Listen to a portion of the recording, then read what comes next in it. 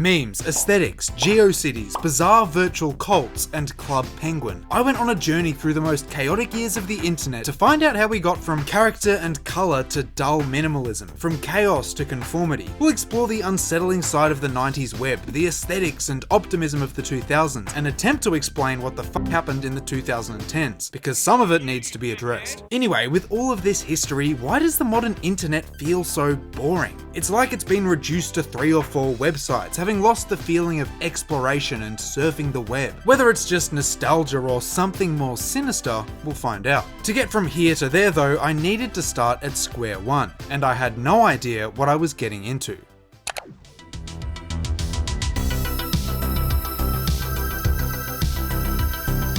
You can describe the early days of the internet with a few words. Fucking chaotic as shit. There were no complex algorithms serving up interesting content, and you definitely couldn't subscribe to see more of it. I uncovered some pretty unsettling stuff researching this video, and it was clear that things used to be quite unruly, but this chaos really only started in the 90s. Before then, the internet was actually a reasonably quiet place. Its precursors were smaller communication networks like ARPANET, primarily used by the military and academics. In fact, the first message ever sent was in 1969 by Charlie Klein. Originally intended to say login, it was cut short to low, and when he rebooted and tried again, he technically made LOL the first 3 letters sent online. Still, these poor comms demonstrated how slow things were at the time and how bad Charlie would have been as an IGL. Luckily, the internet wouldn't stay in the hands of academics for long, and as we jump forward to 91, things start to get a lot more interesting. A man named Tim Berners-Lee releases the World Wide Web to the public, pivoting away from the strict functionality of early networks to something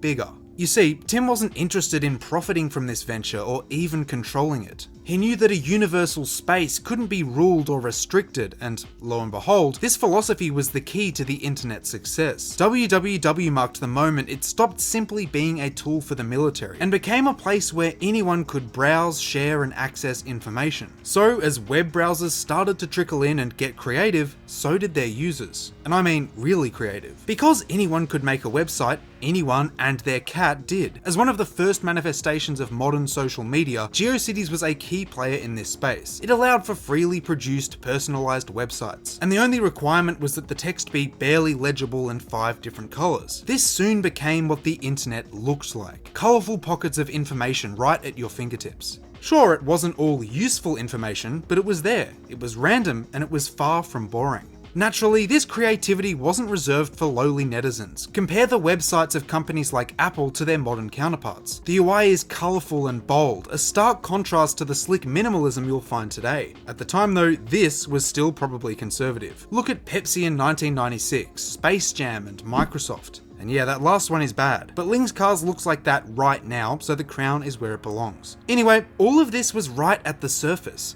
Things got really weird when you dug a little deeper. What I'm about to talk about isn't a creepypasta from 2010. It was a real, functioning website from 30 years ago, worlds.com. When I first heard about this, I assumed it was some kind of abstract art project. There doesn't seem to be any rhyme or reason to places like this. Still, while its true purpose is relatively unassuming, it hasn't stopped several rumours from floating around. Worlds.com was launched in 1995 as an online chat room. It was kind of like VR chat before the days of phantom sense and not showering. Within it were a number of virtual spaces to explore, and these got pretty weird. The Googie Room is one of them, having a hideous yellow wallpaper and these strange creatures flying around. It would not be good to take Googs in the Googie Room. Another notable location is Bowie World. Again, it's mostly unsettling because nothing makes sense. I couldn't find any mention of bows, and instead the walls were plastered with this random person. Still, these worlds are an excellent demonstration of early surrealism on the internet. They didn't have a direction, and they didn't have to. People were playing because it was fun and novel at the time. As noted by the website's creative director, there was a fascination with the possibility of reinventing oneself online, living a second and purely digital life. Unfortunately, on Worlds.com, people would end up taking this too far. In fact, the game has been kept alive for almost 30 years, with not all of its players being so friendly. In 2019, the YouTuber Nexpo posted a video detailing the supposed existence of a cult. He talks of a player named Nexialis who would lure in newcomers and walk them through worlds full of satanic imagery and sounds, leading to a cult-like following and unrestrained speculation. Who was he? How was he seemingly online all the time? And what was his true purpose? After some digging, it seems like he was probably just a troll, manufacturing some kind of urban legend. There are a couple other loose ends regarding Worlds.com, yet with the game having been randomly shut down recently, some of its creepier locations and stories might never truly be explained. Rumours aside, these sites sum up the early years of the internet, experimental and deeply personal. There weren't nearly as many people online as there are today, making it feel like a portal into some secret community. The web design was chaotic and inconsistent, regardless of whether you were making a page for your cat or a billion-dollar company. As the 2000s rolled around, however, things slowly started to change, but not before computers almost ended the world. So, a couple things happened in the 2000s. Computers started to look a lot more like blobs than cubes, UI started to become as adventurous as the internet, and a bug almost caused billions of dollars of irreversible damage. We may as well start there. The year was 1999, and the hype for 2000 was incredible. So much marketing was built around futurism. There were predictions of a tech utopia, flying cars, this will be Fortnite in 2010, and whatever this image is trying to say. However, as the new millennium came into render distance, a lot of this excitement was crushed. Labelled the Y2K bug, there existed an error in how dates were programmed into computers. Put simply, many operated under a format that only considered the last 2 digits of the year. As a result, when it came time to transition from 1999, the year 2000 would have been indistinguishable from 1900. People were terrified that systems wouldn't be able to accurately process the switch to 00, resulting in worldwide software failure. This was a huge issue, as hospitals, airports, and other high-stakes locations could face critical damage. Luckily, after doomsday prepping, widespread panic, and millions of dollars, the issue was solved and avoided. And with that, we've officially arrived in the 2000s. For a lot of you watching this might have been the first time you logged onto the internet. Perhaps you got stuck into forums or games like Club Penguin. At this point, we really started to see memes take off. Dancing baby, all your base are belong to us, and top text, bottom text as far as the eye could see. The web was still chaotic, although it had been streamlined to make things more accessible. While this didn't stop infamous viruses like I Love You and the Pikachu virus, it was easier to use than ever before. How was this achieved? Well, partly by making everything look cool. Mac OS X 10 helped introduce the world to bubbly, rounded UI in 2001. Dubbed Aqua, it would jumpstart a more playful approach to design that you might recognize in Windows Vista and Aero. Glossy, intuitive icons, skeuomorphism, and bright colors replaced the functional look of 90s operating systems. Compare Chrome's 2008 logo to today's. It's become so much more flat and uninspired. Supposedly, there's a name for this exciting phase of graphic design,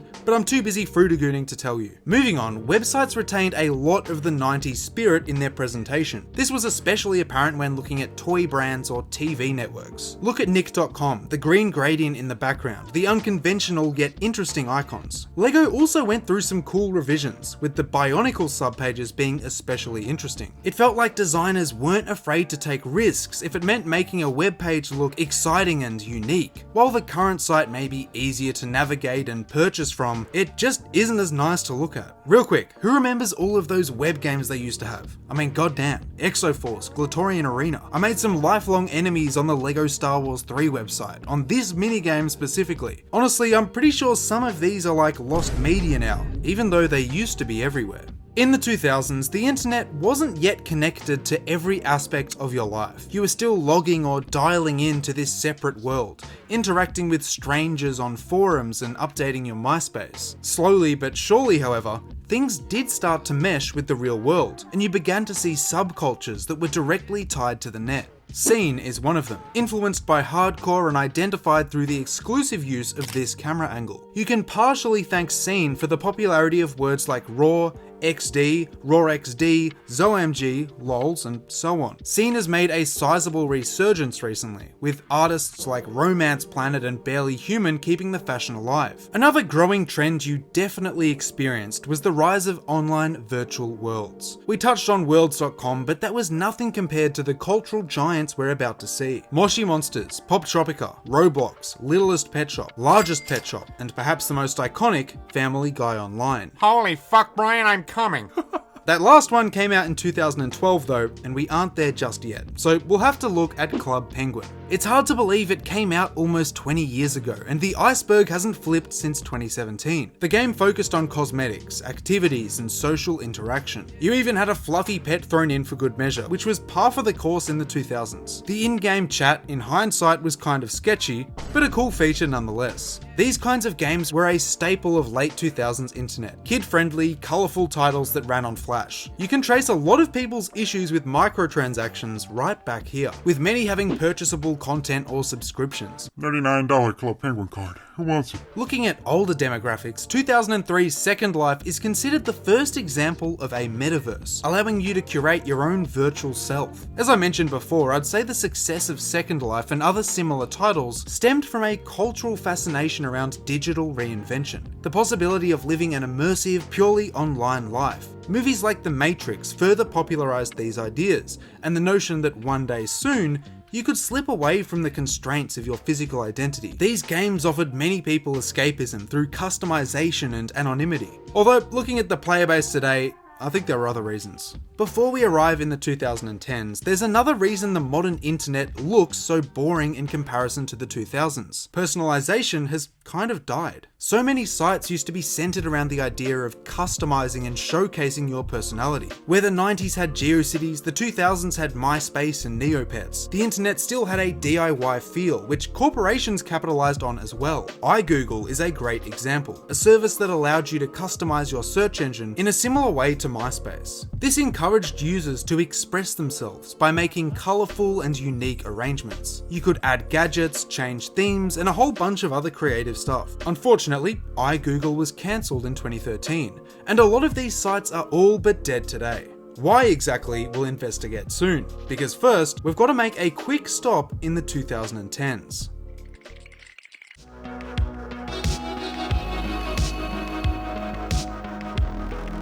Remember when I talked about the separation of the internet and the real world before? Yeah, that stopped in the 2010s. Memes started to remix, mold, and influence millions of people's vernacular. Everyone had a phone with games on it, and everyone had social media. But there's a reason the start of the 2010s feel so different to its later years. The internet gradually became more optimized, algorithmic, and less fun. We saw the emergence of aesthetics that romanticized the early years of the web, its unique design styles and culture. That doesn't mean, however, that the 2010s didn't have their own flavor and character. After all, I just made a 20-minute video about that. So what did the internet look like? Well, up until around 2014, it kind of looked like this. Or this. But what these thises are is made up of a couple thises. So we'll start with YouTube poops. You could find YTPs pretty much everywhere, from Newgrounds reposts to chopped up Instagram videos. And yeah, YouTube. My personal absolute favorites were the Michael Rosen series.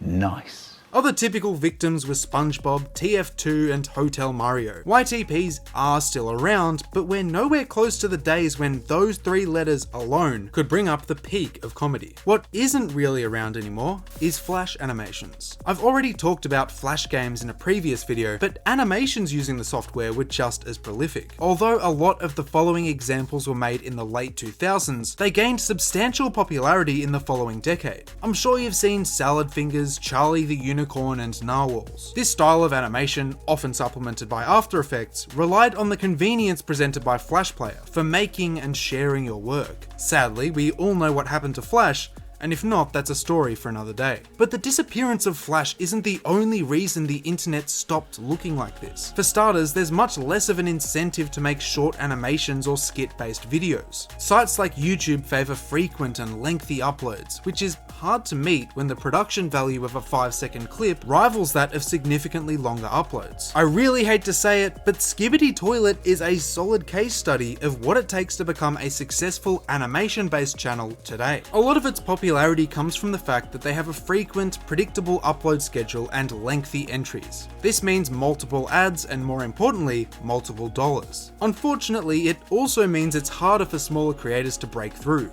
making the genre and the internet feel less creative. Speaking of creativity, something people did start to pick up on in the late 2010s was the slow transition into minimalism. This wasn't just the internet, it was houses, cars, devices, home screens, and UI. Many started to wonder if things always looked so uninspired. It seemed like corporations had given up on packing things full of character to grab your attention, with the new philosophy being one of, they'll buy it anyway, send the graphic designer back to the lobby, And don't forget his reboot card. I'm not saying that minimalism isn't an important and valid art style, but in many cases it did seem to signal a shift to absolute functionality at the cost of personality. You could tell when a company made this switch whenever they started using purely flat design. For Apple, look at the transition from iOS 6 to 7. For Microsoft, the 360 to the Xbox One. And again, Windows 7 to Windows 8. The reasoning behind this is relatively simple. Your average person was way more familiar with how to navigate a computer. Having skeuomorphic 3D buttons to tell you where to click and what they did was no longer a necessity, but man did we lose some cool designs. Let's take a moment of silence for Windows Media Player, Firefox, and Safari. Off topic, but honorable mention to Jaguar. As this started to happen and the internet evolved into a more corporate, streamlined space, a new wave of nostalgia emerged for older design trends, in and outside of the web. I'm talking about this because it shows that something did start to change in the 2010s, and people began to ask, when did things stop looking cool?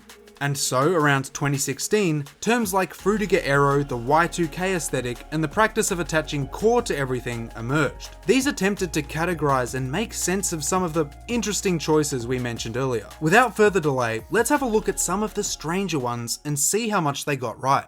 We can start things off with Y2K futurism. I saw this fascinating post by How Vintage recently that does a great job showing how different decades saw the future. Where the 70s revolved around space, the 90s and 2000s envisioned a chrome-plated utopia. This contributed to an aesthetic characterized by shiny clothing, music videos like this, and of course, slick and exciting tech. Think edgy media player skins, fonts like this, and the internet being marketed as a mystical, all-powerful entity with limitless possibilities. As I mentioned, there was a fascination with blending human and machine, leading to some questionable UI choices, with this being a prime example. On a slightly stranger note is the aesthetic titled 2000s Virtual Singer. If you remember those weird ringtone ads, this trend will feel right at home. Look for the Gummy Bear album in stores on November 13th. Eurodance music would be paired with mildly obnoxious jingles and a 3D character made after 72 hours of water torture. Crazy Frog, Schnuffle Bunny, and the Gummy Bear that I hate were all icons of the mid-2000s internet. I always find it funny hearing people complain about Cocomelon today, when they were willingly sitting through 10 consecutive runs of this binaural hands-free hypnosis brain rot in 2008. Old Web, or Internet Core, is another aesthetic that emerged more recently.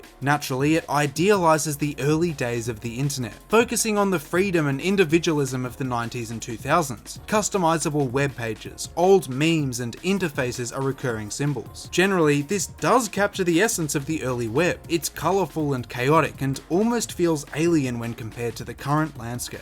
More to the point, it was clear that people were becoming disillusioned with the internet in the late 2010s. It felt like the nostalgia cycle had been dramatically ramped up, with sites like Instagram and TikTok flooded with terms like Y2K. There was an interest in recapturing the past, rather than looking to the future, where previous decades couldn't wait to jump forwards to this high-tech utopia.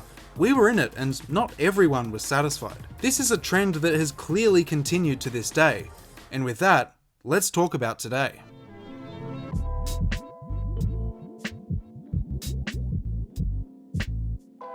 The internet feels off. Despite having more content than ever before, maybe too much, the World Wide Web has never felt so empty. Chances are you only ever use a handful of sites, with the most adventurous thing you do being adding Reddit to the end of the search. Surfing the web has been replaced by doom scrolling. Forums and flash games have quietly disappeared, and the Wild West era is firmly behind us. So what changed? A lot of things, some more disturbing than others, but we can start with how things look, because that's mostly what this channel's about. We've covered all of the major years of the internet, and you would have noticed how design evolved over time. The 90s is remembered for user-generated websites, personality and chunky UI. The 2000s continued this experimental philosophy with the introduction of texture and 3D elements, making computers appear more accessible. All the while, customization remained a fundamental component of what the internet was, upheld by early social media. But somewhere along the line, you started to see a lot less gradients and a lot less clutter.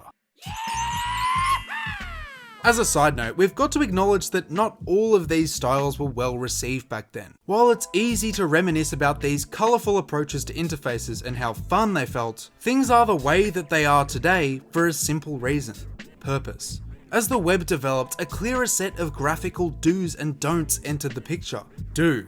Don't. Sure, this one looks more interesting, but this gets the job done. Cleaner, flat layouts that follow similar principles to every other website are easier to navigate. They might not have known this in 1995, but after 30 years of data collection, you can get far closer to the optimal design. Look at the Google search page. Countless rebrands and tweaks have brought us to where we are now. And, unsurprisingly, it's simple. Its purpose is to be a search engine, so that's pretty much all it shows you.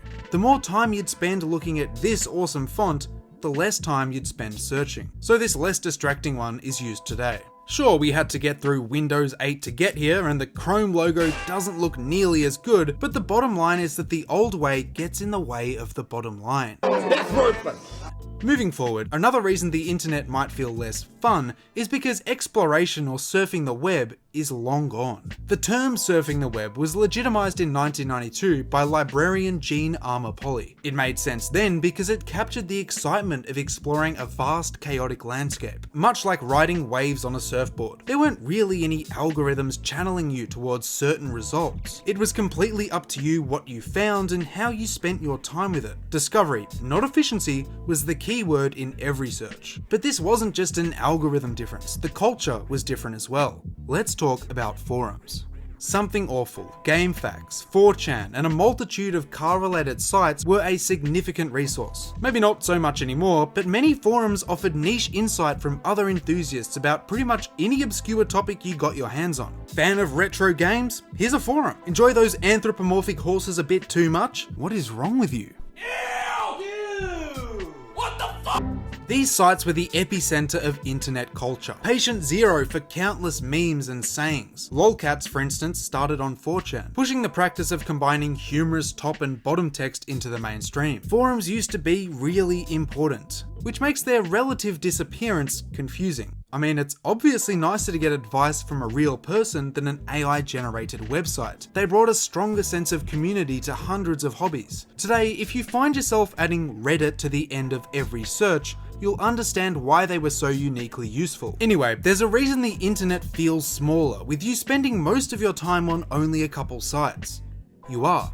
And you can chalk it up to centralization. In terms of forums, Reddit acts as both the largest and the most diverse. There are subreddits for everything, all in the same place, reducing the need for smaller, independent sites. It's kind of like how YouTubers introduced the community tab and shorts, attempting to centralize the services provided by other apps under themselves. In theory, this de-incentivizes you from surfing the web because your social and entertainment needs are slowly being met by one provider. I guess this is more convenient, but it detracts from the feeling of autonomy that the internet used to have. There's a sense of sameness when everyone is using a single upvote and downvote system, the same UI and design. Furthermore, each individual community now has to conform to Reddit's guidelines and algorithms, reducing the quirks and individuality that dedicated forums fostered. But what if I told you there might be a more sinister reason that the internet feels so lifeless? Something you might have suspected but never really looked into. Turns out there's a reason I called this section the death of the internet. Let me introduce you to the dead internet theory. This suggests that the majority of content on the internet is being created and interacted with by AI. Entire ecosystems of self-sustaining bots that reply to each other and occasionally rise to the surface in clips like this. Look at the book names. They don't have names.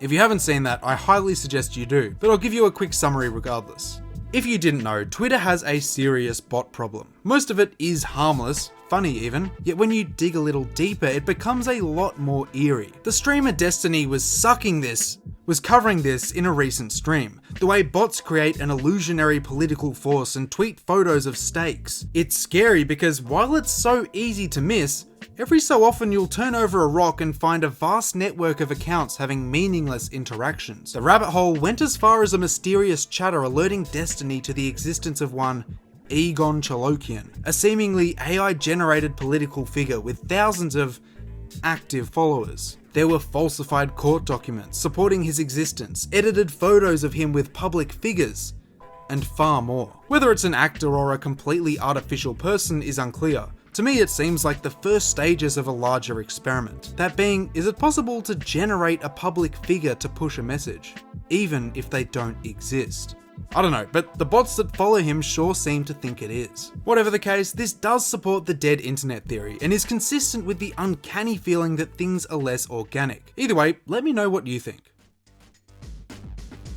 Of course, things aren't all bad. For the most part, they're just different, and change is weird. The internet is generally easier to navigate now. Aesthetics are more bland, but also less divisive. A lot of these older styles weren't received well at the time and were counterintuitive to productivity. While the web that you knew growing up is in the rear view, that shouldn't stop you from enjoying it today. Take advantage of all of its free knowledge. Learn how to replace the window mechanism on a 2005 Hyundai. Start that project you've been meaning to do for the last 5 years and share it somewhere. But above all else, subscribe if you like this video, check out the Discord, and let me know which decade of the internet you thought was peak. Until next time, this has been Extramint, and I'll see you in the next one.